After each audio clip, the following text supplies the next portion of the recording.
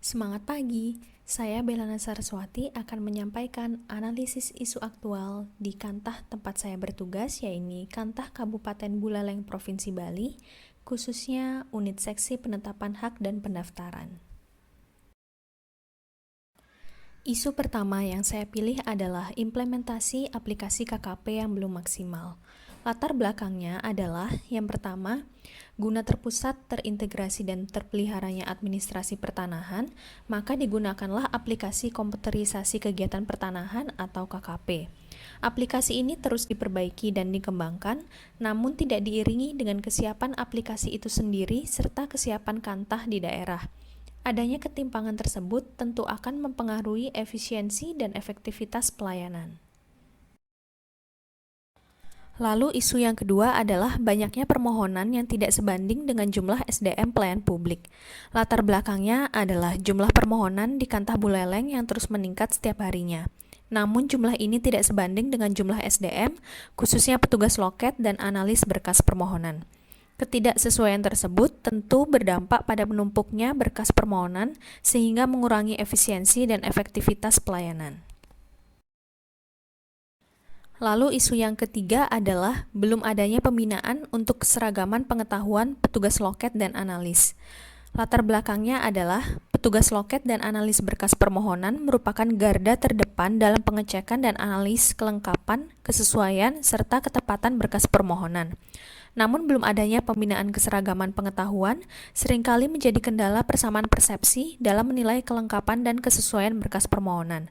Tidak adanya persamaan persepsi tersebut tentu akan membuat perbedaan perlakuan kepada pemohon dan kebingungan pemohon mengenai standar kelengkapan dan kesesuaian berkas. Teknik tapisan yang saya gunakan adalah teknik APKL atau aktual, problematik, kehayalakan, dan layak. Untuk isu yang pertama yaitu implementasi aplikasi KKP yang belum maksimal, untuk aktualnya saya beri poin 5 dikarenakan memang sedang terjadi di Kantah. Untuk problematiknya juga saya beri 5 dikarenakan permasalahan ini kompleks karena berkaitan dengan banyak hal dan banyak pihak.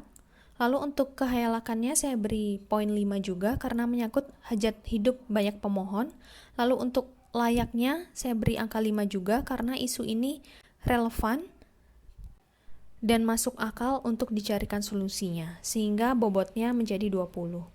Lalu untuk isu kedua, banyaknya permohonan yang tidak sebanding dengan jumlah SDM pelayan publik, aktualnya saya beri poin 5 dikarenakan memang sedang terjadi di Kantah. Lalu untuk problematiknya saya beri poin 3 atau sedang, karena masalah ini tidak terlalu kompleks, hanya membutuhkan rekrutmen SDM. Lalu untuk kehayalakannya saya beri poin 5 juga, dikarenakan isu ini menyangkut hajat hidup banyak pemohon, berkaitan dengan efektivitas dan efisiensi dari pelayanan.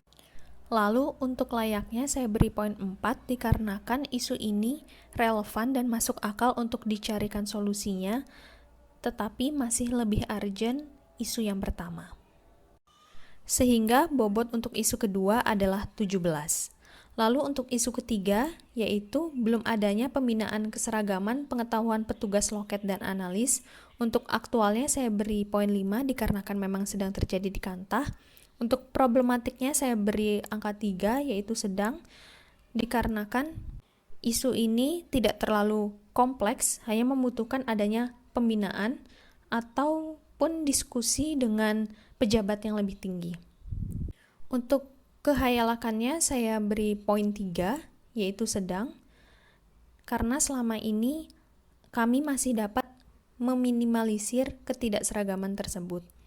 Lalu untuk layaknya saya beri poin 4, dikarenakan isu ini memang pantas untuk dicarikan solusinya, relevan dan masuk akal, sehingga bobot untuk isu 3 adalah 15.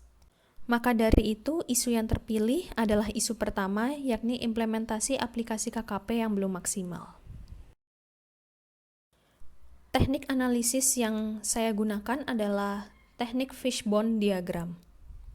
Untuk penyebab yang pertama adalah internal aplikasi KKP itu sendiri, yaitu sering terjadinya overload server yang mengakibatkan lambat dan juga sering terjadinya error pada aplikasi. Lalu penyebab yang kedua adalah sarana dan prasarana, yakni di kantah saya sendiri, yakni jaringan WiFi yang kurang stabil dan juga kurangnya scanner untuk dokumentasi berkas permohonan, yang mana menyebabkan lambatnya dokumentasi berkas tersebut. Lalu untuk penyebab yang ketiga adalah lembaga lain yang terintegrasi, yakni NIK belum tersinkron di Disduk Capil dan NTPD yang belum tersinkron di BKD. Untuk penyebab yang keempat dari SDM-nya, yaitu kurangnya informasi kepada petugas entry mengenai data yang harus dimasukkan ke dalam aplikasi, terutama setelah adanya perubahan dan pengembangan aplikasi.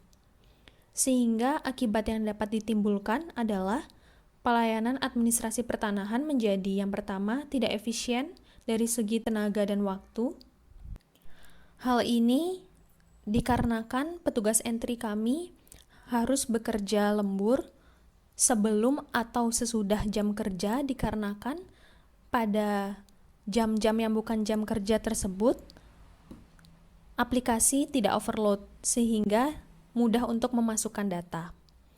Dan untuk akibat yang kedua adalah tidak efektif dari segi ketepatan waktu sampai ke tangan pemohon, dikarenakan lambatnya proses input berkas ke KKP. Rekomendasi penyelesaian yang dapat saya berikan adalah yang pertama, penambahan kapasitas server KKP mengingat yang mengakses aplikasi adalah Kanwil dan Kantah yang tersebar di seluruh wilayah Indonesia. Lalu yang kedua adalah berkas permohonan agar diajukan secara online sehingga petugas layanan tidak lagi harus men-scan satu persatu berkas dari pemohon dan langsung dapat diproses.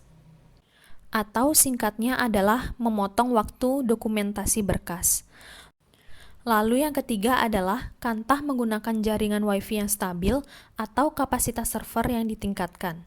Yang keempat, lembaga terintegrasi dalam hal ini Disduk Capil dan BKD agar lebih cepat dalam mensinkronisasi data baru, yakni NIK dan NTPD, sehingga tidak menjadi kendala saat memasukkan data ke KKP.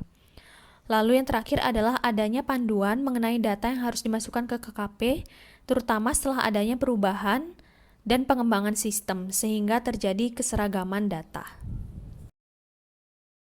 Sekian analisis isu yang dapat saya sampaikan. Terima kasih.